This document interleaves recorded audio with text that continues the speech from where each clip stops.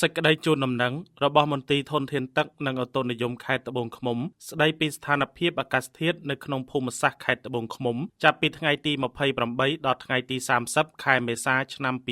2026មន្ត្រីធនធានទឹកនិងឧតុនិយមខេត្តត្បូងឃ្មុំសូមជម្រាបជូនព័ត៌មានអំពីស្ថានភាពអាកាសធាតុចាប់ពីថ្ងៃទី28ដល់ថ្ងៃទី30ខែមេសាឆ្នាំ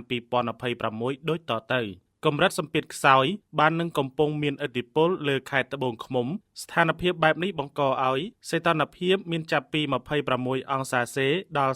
36អង្សាសេនិងមានភ្លៀងផ្គររន្ទះកម្រិតពីតិចទៅច្រើនដោយអន្លើជាមួយនឹងខ្យល់កន្ត្រាក់បក់បោកក្នុងល្បឿនពីមធ្យមទៅខ្លាំងអាស្រ័យដោយបានជម្រាបជូនមន្ត្រីធនធានទឹកនិងឧតុនិយមខេត្តត្បូងឃ្មុំសូមជូនដំណឹងដល់សាធារណជនមេត្តាយកចិត្តទុកដាក់និងប្រុងប្រយ័ត្នអំពីស្ថានភាពអាកាសធាតុប្រែប្រួលមានផ្គររន្ទះនិងខ្យល់កន្ត្រាក់ខ្លាំងលើសពីកម្រិតធម្មតាដើម្បីជៀសវាងអំពីហានិភ័យដែលអាចកើតមានឡើងជាយថាហេតុលើមនុស្សសត្វរុក្ខជាតិដំណាំកសិកម្មនិងហេដ្ឋារចនាសម្ព័ន្ធនានាមន្ត្រីធនធានទឹកនិងឧតុនិយមខេត្តត្បូងឃ្មុំនឹងបន្តតាមដានសភាពការអាកាសធាតុនិងជម្រាបជូនជាបន្តបន្ទាប់ក្នុងករណីមានការប្រែប្រួលសូមសាធារណជនទទួលជ្រាបជាព័ត៌មាន